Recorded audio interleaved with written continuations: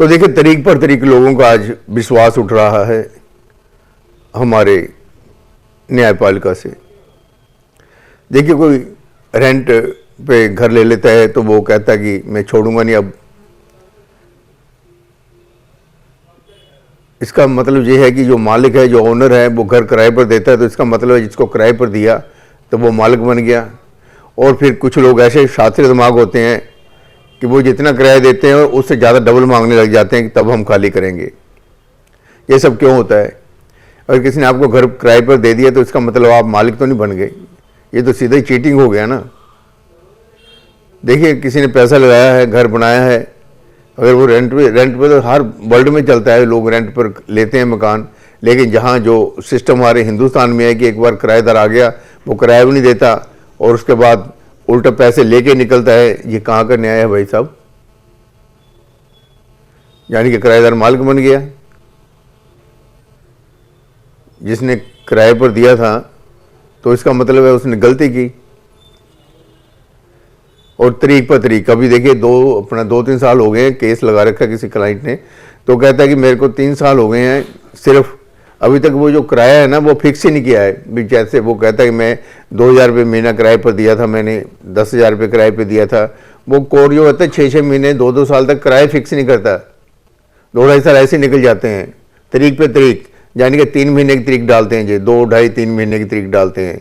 एक जज आता है, फिर उसकी 1-1.5 साल में ट्रांसफ़र हो जाती है, वो कोई जस्टिस या कोई ऑर्डर नहीं करता वो, तो उसके बाद फिर नया जज आ जाता है, वो भी ऐसे टाल देता है। यानी कि उनकी अपना लाइबिलिटी को नहीं समझते अपनी, भी हमारी जिम्मेदारी है, कोई ये केस आए हैं तो इनको हम कैसे समेटें।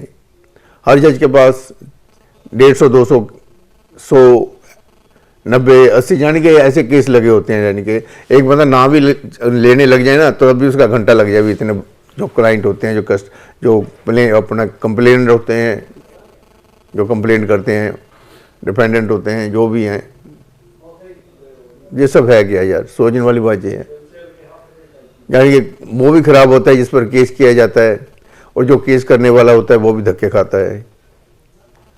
कोई सिस्टम नहीं बना जिस देश में ऐसा सिस्टम हो, जो नागरिक हैं, सिटीजन हो, उन्हें न्याय ना मिले, उन्हें सिर्फ धक्के ही धक्के मिले। तो ये क्या सा सिस्टम है?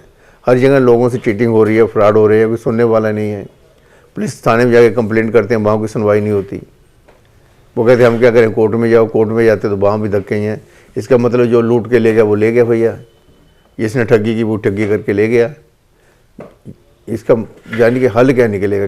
सरकार किस लिए होती है? इसलिए होती है ना कि वो लोगों के काम के लिए, लोगों के भले के लिए काम करे। लेकिन जहाँ हमारी सरकार तो कुछ और ही कर रही है। कोई कानून ही ऐसा नहीं बनाया इन लोगों ने कि जो लोगों के हित में हो। चेक बाउंस हो जाते हैं, वो आदमी धक्के खाता है, वो सामने जो फ्रॉड करने वाला होता है, चीटिंग करने वाला होता है, वो चीटिंग करके चला जाता है। किराए पे कोई मकान ले लेता है, वो खाली नहीं करता, वो भी बेचारा फंस गया, उसके ऊपर 3-3 साल, 2-2, 4-4 साल केस चलते हैं। ये सब क्या सिस्टम है यार? फास्ट होना चाहिए सारा काम। जो सफर है, जिसने घर किराए पे दिया है, या जिसने अपना किसी ने अपना जो चेक लिया है उसके बदले कुछ दिया होगा उसने, लेकिन ये पर कोई नहीं है, वो बहुत लंबा चलता है केस। वो सम्मन नहीं लेता, जो होता है वो अपना डिफ़ॉल्टर होता है ना, वो सम्मन नहीं लेता, वो जो चीटिंग करने वाला होता है। वो पहले सम्मन लेने में, उनको पहचाने में, यानी कि वैसे तो सब लोग जानते होते हैं, लेकिन सम्मन लेता है। आजकल ऑनलाइन सिस्टम है, आधार कार्ड है, सबके पास मोबाइल हैं, तो आजकल भी फिर देरी हो रही है इतनी सम्मन वगैरह भेजने में। ये तो सोचने वाली बात है कि सरकार क्या कर रही है इसके बारे, जनता की क्या राय है इसके बारे, जनता क्या चाहती है? जनता नहीं बोलती। जनता अभी इतनी सुस्त है, जितने अनपढ़ लोग हैं, इतने जाने के कम बुद्धि वाले हैं कि उनको पता नहीं कि हम लोग सरकार से क्या मांग रखें, हमारा राइट क्या है। सरकार के देखिए जितने अफसर लोग हैं, जितने भी ये MLA वगैरह चुने जाते हैं, MP चुने जाते हैं, वो सब तनख्वाह लेते हैं। उनकी गाड़ियाँ हैं, बंगले हैं, मौज है, मस्ती है। वोट डालने वाले हम लोग हैं। हम तो इसीलिए वोट डालते हैं। तब लोग क्यों छोड़ के जा रहे हैं इंडिया? कहते हैं कि भैया फॉरेन में वहाँ पर सुनवाई है, वहाँ पर सड़कें साफ़ हैं, आबो हवा अच्छी है, वहाँ पर बेईमानी नहीं है, जस्टिस बहुत जल्दी होता है।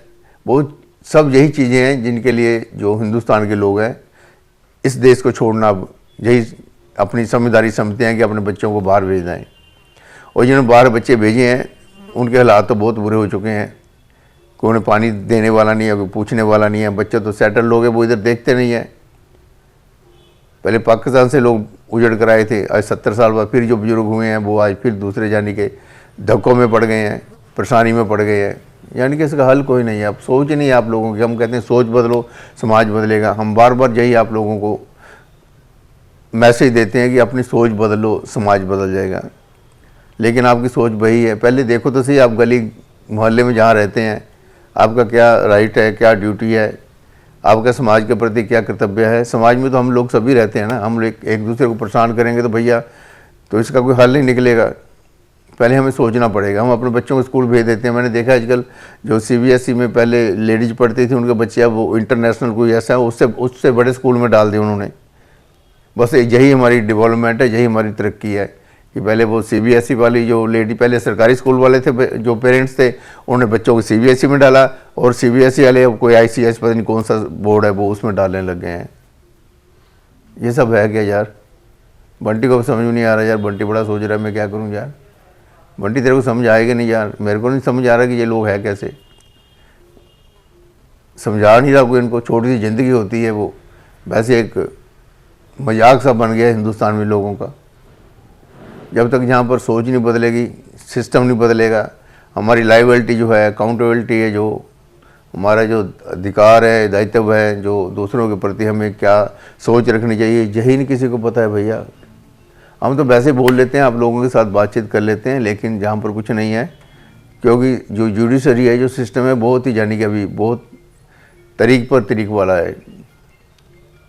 क्योंकि जब तक ये MLA हैं, जो MP हैं, ये जो नेता लोग हैं, ये जो अफसर लोग हैं, जब तक अपने देश के लोगों को अपना देश का नागरिक नहीं समझेंगे तो एक दूसरे को हम लूट रहे हैं। डॉक्टर हो गए, वकील हो गए, अफसर हो गए, MLA हो गए, जितने भी लोग हैं, हम एक दूसरे को चीटिंग कर रहे हैं। हम एक दूसरे को यानी कि परेशान कर रहे हैं। कोई बात नहीं भैया, रहने दे। कोई बड़ा मैसेज आ गया बंटी को, अब इसको फ़ोन बहुत आते हैं बंटी को। बंद कर दिया बंटी ने मेरी आवाज़ सुन के। यार बंटी कोई बात नहीं है, बातें कर रहे हैं, कर लेना बात जैसे करनी। घर से आया हो तेरे से। कहने का मतलब है कि सोच बदलो समाज बदल जाएगा। जहाँ पर कोई न्याय नहीं है, कोई सिस्टम नहीं है, कोई सिक्योरिटी नहीं है, कोई पुलिस नहीं है, और आपका जाने का कोई जहाँ बेल विशर भी नहीं है। हर बंदा सेल्फिश है, स्वार्थी है, चाहे आपका भाई है, चाहे मैं हूँ, चाहे कोई भी है। मतलब के बिना हम किसी को बुलाते भी नहीं है। यहाँ पे हम मतलब परस्त हो चुके हैं।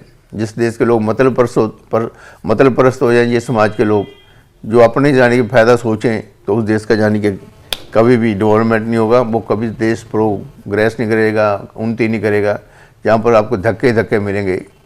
तो अब अगर हमने अपने देश को संभालना है तो सबसे पहले अपनी एजुकेशन, अपनी सोच को दुरुस्त करना होगा। तो आप लोग कमेंट में लिखो तो मैं क्या बोल रहा हूँ। आपको लिखना नहीं आता, सबसे बड़ी बात तो यही है। कमेंट नहीं लिखना आता तो आप और क्या कर लोगे। आप सड़क पर खड़े होकर बोलिए ना।